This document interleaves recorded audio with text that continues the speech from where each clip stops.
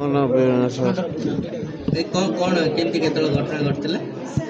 सेटा टाइम देखिन कोड कुआड जाउतले आम टिटला गड़ी जाऊँ केतला गड जाउतलो केमती घटना घटला सेटा आम जानी पार्न ड्राइवर जानी आम तो बही भेन रे बसतले ना पिकअप बही को भेन रे सुपा धरी जाउतले हाँ एक केमती ड्राइवर सहित कार आकार आधा छि ना ना ड्राइवर तो कड़े पड़ेगा कमी बाहर आम दी जन रहीगल भितर सुख बजे गाड़ी कोटू कोडी जाउतला पात्र फोटो टेटला गड़ी पात्रपुर टेटला गड जाउतला को बकरा एक्सीडेंट ହେଇଛି की गुड मॉर्निंग हाँ दिग पंडे सचेतन थिला बेले एभली गोटे कांड गत आज सकाଳେ सकाळु दिगपहंडी आ चिकिटी रास्तार झाटपिटिया पाखे जो भाया भी गोटे पिकअप को आ गोटे बस गोटे मिनी बस टी पिकअप सहित एक्सीडेंट होती से एक्सीडेंट जगह देखिले माने देखिली दृश्य अवर्णनीय तापर आज मुझे पहुँचली समस्त रोगी टी गोटे प्रकार सुस्थ अच्छा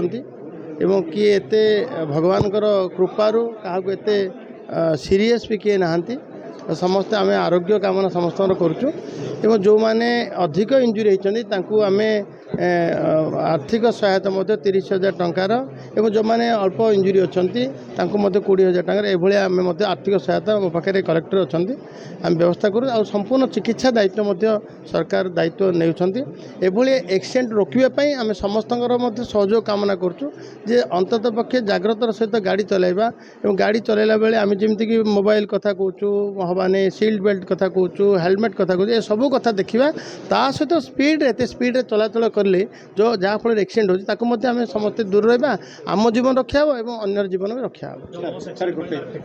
नहीं आम करूँ आमर टीम जाऊँ टीम सब कलेक्टर जाते कलेक्टर पूरा संपूर्ण कथा को बुझुले एवं से पुलिस भी अच्छा आमर आरटीओ सहित सहित गोटे टीम भी जीव देख तर्जमा करेंगे तदंत करेंगे एवं जार असुविधा आवश्यक जो गाड़ी जदि ड्राइवर अनियमित कारण भूल असावधानता कारण एड बड़ एक्सीडेंट है तार आरसी भी बातिल करा अंतराज्य अभियोग होडियो किसी भाइराल होती अंतराज्य दलाल मैंने पियूष होती सीधा सड़क आपको चालाण आम काटिदेबू सीधा सड़क नहीं एत बड़ कथा गोटे घटना नुह एत बड़ आर्थिक देय देवा पड़ुची से पीयूष एमती नहीं 70 टଙ୍କା गोटे 72 टଙ୍କା होची बाइक रो एवं 120 टଙ୍କା होची 4 व्हीलर रो एवं एडी अंतरराज्य राकेट एते बड़ कथा को आसीबो ये करबो मो पाखु से आसीनी मु जेबे जेबे जहाँ अनियमित आछी संपूर्ण भाव तर्जमा एवं संगे संगे कार्यानुष्ठान होची ऑडियो भाइराल होची आज दिगपंडी टू चिकिटी रास्ता भितर गोटे पिकअप वैन एवं बसर मुहांमुही होगी गोटे दुर्घटना घटी जो पाखापाखि 30 जन पाखापाखि लोकंर इंजुरी होता एवं इमिडिएटली आमर तहसीलदार बीडीओ मेडिकल टीम पुलिस तरफ स्पॉट को पहुँचिकी से इंजुर्ड पर्सन्स को उद्धार कराइला एवं एम्बुलेंस जरिए प्रथमे सीएचसी को अनाइला दिगपंडी एवं सेठू जार रेफरल दरकार था से पाखापाखि 14 जने वर्तमान एमकेसीजी जो जार सीरीयस इंजुरी था से मैंने एडमिट होती ये एमकेसीजी एंटायर टीम आगु अलर्ट होते आसला सांगे सांगे समस्त चिकित्सा आरंभ कर सर्जरी विभाग सबू प्रोफेसर आरंभ करके असिस्टेंट प्रोफेसर एंटायर टीम पूरा लगिकी जी पेशेंट अच्छे समस्त सेवार लगी एवं मानवर मंत्री स्त्रीलन मैन सर आसते समस्त पेशेंट मान संग इंटराक्ट कर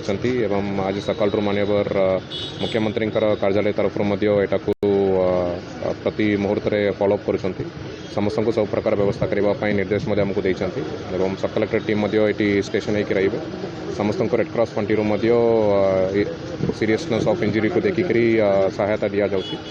आगामी पदक्षेप डॉक्टर मान एडवाइस आसला जहाँ भी सपोर्ट दरकार पड़ो निश्चित आम करें।